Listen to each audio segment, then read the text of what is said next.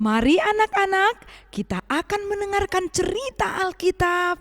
Semuanya sudah duduk dengan rapi. Kita berdoa terlebih dahulu. Kita bersatu di dalam doa. Bapa yang baik, Bapa yang bertahta dalam kerajaan sorga, sungguh kami bersyukur Tuhan untuk cinta kasih-Mu kepada kami sehingga kami dapat berkumpul kembali di rumah kami masing-masing untuk mendengarkan cerita Alkitab. Biarlah Engkau yang tinggal dan diam di dalam hati kami sehingga kami pun dapat bersemangat mendengarkan firman-Mu dan bahkan dapat melakukannya. Inilah doa kami di dalam nama anak-Mu Kristus Yesus Juru Selamat kami yang hidup. Kami telah berdoa. Amin. Anak-anak, cerita Alkitab kita pada minggu saat ini, ayo ada yang tahu minggu apa namanya? Yaitu Minggu Rogate. Minggu yang mengajak setiap orang untuk berdoa. Minggu ini adalah minggu sebelum sampai kepada peringatan hari kenaikan Tuhan Yesus yang akan kita peringati pada hari Kamis ini, yaitu 4 hari lagi. Minggu apa tadi namanya? Ya, benar sekali, Minggu Rogate. Nas Alkitabnya yaitu tertulis di 1 Raja-Raja pasal yang ke-18 ayat 31 sampai dengan 39. 1 Raja-Raja Perjanjian Lama ya. 1 Raja-Raja pasal 18 ayat 31 sampai dengan 39. Dibuka Alkitabnya supaya kita bersama-sama membacanya. Inang pendeta dari gereja ini, anak-anak semuanya dari rumah masing-masing, kita membaca bersama-sama. Kemudian Elia mengambil 12 batu menurut jumlah suku keturunan Yakub. Kepada Yakub ini telah datang firman Tuhan, engkau akan bernama Israel. Ia mendirikan batu-batu itu menjadi mezbah demi nama Tuhan dan membuat suatu parit sekeliling mezbah itu yang dapat memuat 2 sukat benih. Ia menyusun kayu api, memotong lembu itu dan menaruh potongan-potongannya di atas kayu api itu. Sesudah itu ia berkata, penuhilah 4 buyung dengan air dan tuangkan ke atas korban bakaran dan ke atas kayu api itu. Kemudian katanya, buatlah begitu untuk kedua kalinya. Dan mereka berbuat begitu untuk kedua kalinya. Kemudian katanya, buatlah begitu untuk ketiga kalinya. Dan mereka berbuat begitu untuk ketiga kalinya, sehingga air mengalir sekeliling mezbah itu, bahkan parit itu pun penuh dengan air. Kemudian pada waktu mempersembahkan korban petang, tampillah Nabi Elia dan berkata, ya Tuhan, Allah Abraham, Ishak dan Israel, pada hari ini biarlah diketahui orang bahwa Engkaulah Allah di tengah-tengah Israel, dan bahwa aku ini hamba-Mu, dan bahwa atas firman-Mu lah aku melakukan segala perkara ini. Jawablah aku ya Tuhan, jawablah aku, supaya bangsa ini mengetahui bahwa Engkaulah Allah ya Tuhan, dan Engkaulah yang membuat hati mereka tobat kembali. Lalu turunlah api Tuhan menyambar habis korban bakaran, kayu api, batu, dan tanah itu. Bahkan air yang dalam parit itu habis dijilatnya. Ketika seluruh rakyat melihat kejadian itu, Sujudlah mereka serta berkata, Tuhan, dialah Allah. Tuhan, dialah Allah. Demikian firman Tuhan.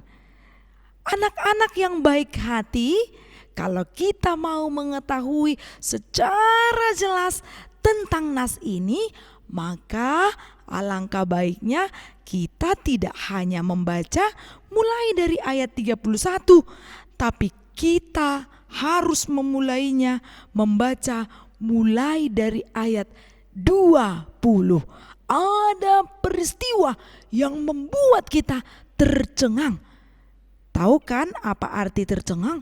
Tercengang itu adalah kebingungan karena ada peristiwa yang membuat orang-orang saat itu terpelongo, ataupun karena melihat tanda ajaib yang membuat mereka terpesona, kebingungan atas kedahsyatan karya Allah di dalam kehidupan mereka. Kita perhatikan ya, apa sih yang terjadi mulai dari ayat yang ke-30? Apakah yang terjadi pada saat itu yang dimulai dari ayat yang ke-20? Yaitu peristiwa tentang umat Israel. Waktu itu umat Israel dipimpin oleh seorang raja yang bernama Raja Ahab. Siapa namanya? Raja Ahab. Raja Ahab ini ternyata adalah raja yang sebenarnya tidak berkenan di hadapan Allah. Justru Raja Ahab ini menyembah yaitu Baal. Mereka menyembah Baal sebagai Tuhannya. Dewa Baal dianggap adalah berkuasa atas kehidupan mereka. Seiring dengan Raja Ahab yang menyembah Dewa Baal, ada nabi-nabi yang juga dipercayakan memberitakan pemberitaan yang berbeda dari Allah yang kita sembah. Artinya mereka sudah berbuat patung yang menyerupai apapun. Itu sudah melanggar tentang titah Tuhan yang kedua. Dan nabi-nabi itu jumlahnya ada 450 nabi. Wah, banyak sekali ya. Ternyata Allah kita tidak tinggal diam, tapi Allah kita itu juga mengutus seorang nabi yang bernama Nabi Elia. Sewaktu itu ada perintah Raja Ahab kepada nabi-nabi dan mengumpulkan orang-orang Israel saat itu. Jadi sewaktu dikumpulkan ada 450 nabi Baal. Sedangkan Elia juga ikut berkumpul, tapi dia hanya seorang diri. Kalau kita katakan mereka ingin berperang, tentu saja Nabi Elia ini kita katakan akan menjadi nabi yang kalah. Tapi ternyata belum tentu. Kita ingat saja tentang peristiwa Daud dan Goliat. Daud yang bertubuh kecil, Goliat yang bertubuh besar. Tapi kita justru melihat pertunjukan mereka itu, Daudlah tampil sebagai pemenang. Namun saat itu Nabi Elia tidak mau kalah. Dia diberikan petunjuk oleh Tuhan karena Tuhan yang memilih, mengutus dia untuk memberitakan kabar baik. Maka Elia pun memberikan usul demikian. Apa usulnya? Gini saja, kalau kita mau menunjukkan Allah siapa yang hebat, Baal itukah atau Allah yang kusembah ini sekarang ini, maka kita akan membuat suatu pertandingan atau perlombaan. Apa itu? Yaitu untuk menunjukkan kuasa siapa yang paling hebat. Kita ambil saja 2 ekor lembu jantan. Nanti 1 ekor adalah untukku, 1 ekor lagi adalah untuk nabi-nabi Baal yang jumlahnya berapa tadi? 450 nabi Baal. Dan mereka pun sepakat dan Nabi Elia membuat perjanjian demikian. Di ayat 24 dikatakan, biarlah kamu memanggil nama Allahmu dan aku pun akan memanggil nama Tuhan. Maka Allah yang menjawab dengan api, dialah Allah. Seluruh rakyat menyahut katanya, baiklah demikian. Jadi rakyat juga setuju. Artinya adalah satu ekor lembu yang sudah diberikan itu dibuat dipotong-potong, kemudian dibuat atau dijadikan menjadi korban bakaran, dan kayu api juga sudah disediakan seperti orang yang mau memanggang jagal atau daging contohnya. Kemudian di atasnya akan dibuat yaitu potongan daging yang akan dipanggang atau dibakar oleh kayu api ini. Tapi persyaratannya adalah tidak boleh ada api diberikan oleh nabi itu atau orang-orang yang ada di tempat itu. Jadi hanya ada kayu api, kemudian ada korban bakaran ataupun lembu yang akan dipersembahkan. Jadi perlombaannya adalah terus memanggil Tuhan Allahnya, tapi kalau Tuhan Allahnya itu tidak menyahut dengan api, maka kita katakan Allah mereka lah yang akan kalah. Jadi sudah jelas ya, kalau misalnya di sebelah kanan ini adalah tempat kayu api dan potongan lembu Nabi Elia, di sebelah kiri inang ini adalah kayu api dan juga potongan lembu dari Nabi Baal. Kalau mereka terus menerus memanggil nama Allahnya, tapi misalnya ada salah satu yang tidak muncul api, tanda Allah mereka menyahut atau menunjukkan kuasa, maka itulah Allah yang kalah, yang tak patut untuk disembah. Nah, ternyata apa yang terjadi? Sebelah kiri inang ini Nabi Baal itu terus memanggil Allahnya, mulai dari pagi sampai petang, sampai mereka berjingkat-jingkat, tapi mereka tidak melihat adanya kuasa Allah mereka dari Baal itu sendiri. Tidak ada api yang menyala, pertanda bahwa Allah mereka menyahut atau menunjukkan kuasanya. Kemudian mereka pun terus memanggil dengan keras, dan bahkan mereka ini membuat suatu atraksi sampai membuat pedang dan menggores tubuhnya sampai darahnya itu bercucuran, tetapi juga tidak mengeluarkan api. Datanglah yaitu Elia sewaktu tengah hari dengan mengatakan, teruslah panggil, mana Allahmu? Kok dia gak datang-datang? Mungkin Allah kalian itu sedang merenung, mungkin ada urusannya, mungkin Allah kalian itu sedang bepergian, atau Allah kalian itu sedang tidur, belum terjaga, kata Nabi Elia demikian. Kemudian Nabi Elia pun melihat mereka menggores-gores badannya dengan pedang dan dengan tombak, sampai mereka pun mengeluarkan darah dari tubuhnya. Tapi Allah mereka tidak menunjukkan sahutannya melalui nyala api. Kemudian Nabi Elia pun berkata kepada seluruh rakyat itu yang hadir pada saat itu, datanglah kepada aku, katanya, kata Nabi Elia kepada mereka. Kemudian apa yang dilakukan Nabi Elia? Dia memperbaiki mezbah yang sempat hancur. Diambilnyalah 12 batu sesuai dengan suku Israel, 12 suku dari keturunan anak-anak Yakub yang ada 12 orang itu. Kemudian disusunnyalah 12 batu itu, dan di sekeliling mezbah dibuat parit yang hanya muat kira-kira 2 benih kalau ada ditanam. Jadi ukurannya kira-kira seperti itu. Dan disuruhnya lah bahwa orang-orang di tempat itu untuk mengambil 4 buyung dengan air. Sedangkan kayu api yang sudah disusun dan di atasnya itu adalah bakaran, yaitu lembu jantan tadi, sudah berada di atas.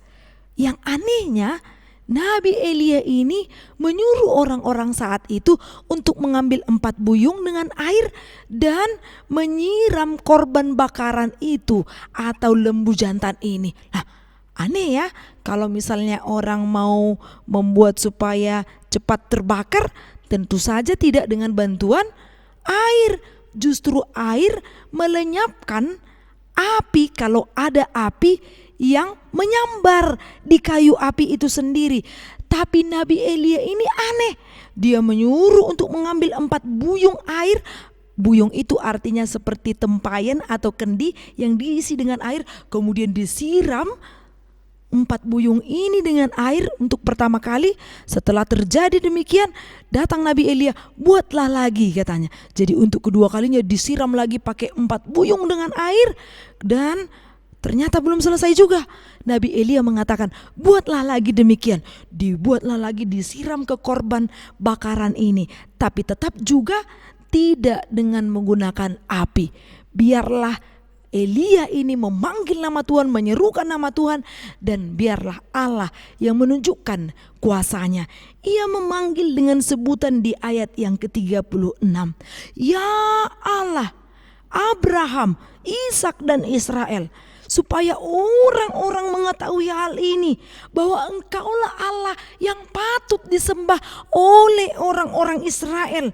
Tunjukkanlah kuasa-Mu Tuhan, supaya mereka pun mengetahui bahwa Engkaulah Allah ya Tuhan, yang harus membuat hati mereka ini bertobat, supaya tidak lagi menyembah siapa tadi Allah yang disembah oleh sebelah kiri ini, yaitu Baal, yaitu dewa yang mereka sembah itu, yang tidak berkuasa itu. Itulah doa yang dipanjatkan oleh Nabi Elia saat itu. Kemudian tiba-tiba turunlah api yang menyambar, yaitu korban bakaran, kayu api, tanah itu, dan bahkan air yang ada sampai ke parit yang sewaktu dibuat 4 buyung sampai 3 kali ternyata sudah memenuhi parit itu.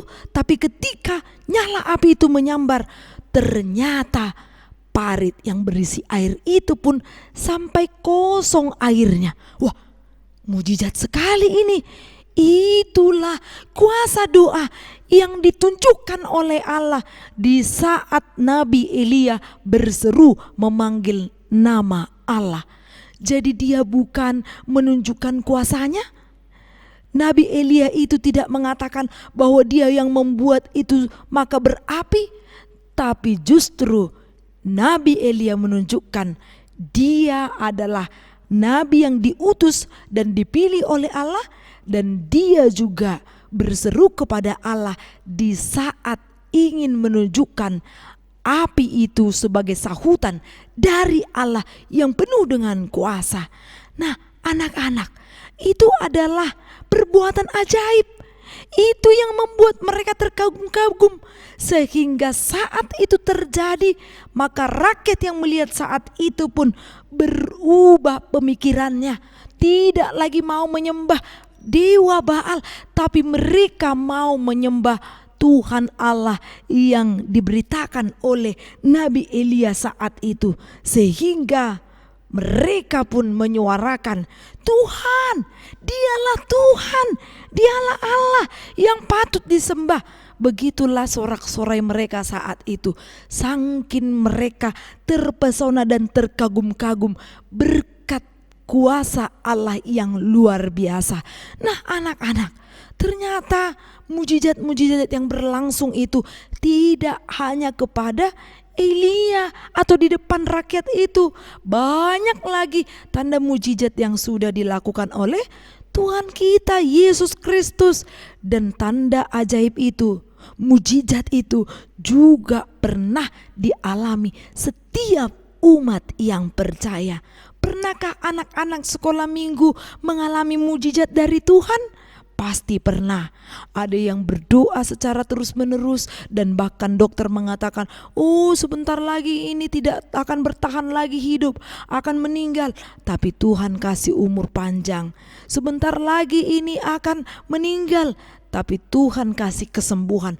Banyak tanda mujizat yang kita terima dari Tuhan kita yang baik itu. Tapi wajib diserukan dengan berdoa. Tadi Inang katakan di awal, minggu ini bernama minggu apa? Minggu Rogate, yang artinya adalah meminta. Meminta kepada Tuhan, menyerukan namanya di dalam doa kita setiap hari. Jadi berdoa bukan hanya di saat seseorang itu mau makan, tapi berdoa itu harus dilakukan setiap saat. Sewaktu kita kebaktian atau ibadah, tunjukkan sikap berdoa yang baik, yang sopan, karena kita menyembah Allah kita. Jadi kita pun melipat tangan, menutup mata, dan tundukkan kepala. Dan di saat kita akan berjalan, kita juga perlu berdoa, mengingat nama Tuhan di dalam hati kita, sehingga di saat berjalan kita pun mengatakan, ya Tuhan, berkatilah aku di perjalanan ini supaya aku selamat. Di saat seseorang akan memulai ujiannya, di saat mengerjakan, dia sudah memegang pulpen ataupun sudah di hadapan komputer, dia harus juga berdoa, memanjatkan permohonannya kepada Tuhan yang penuh kuasa itu. Maka ia akan memberikan apa saja yang kita butuhkan sesuai dengan kehendak Tuhan. Bahkan ia akan memberikan lebih dari apa yang kita minta dan apa yang kita pikirkan. Sebab dikatakan dalam Lukas 1 ayat 37, bagi Allah tidak ada yang mustahil. Semua orang yang meminta, baiklah ia meminta di dalam iman bahwa ia percaya Tuhan itu baik, dan kita pun mengucap syukur setiap saat.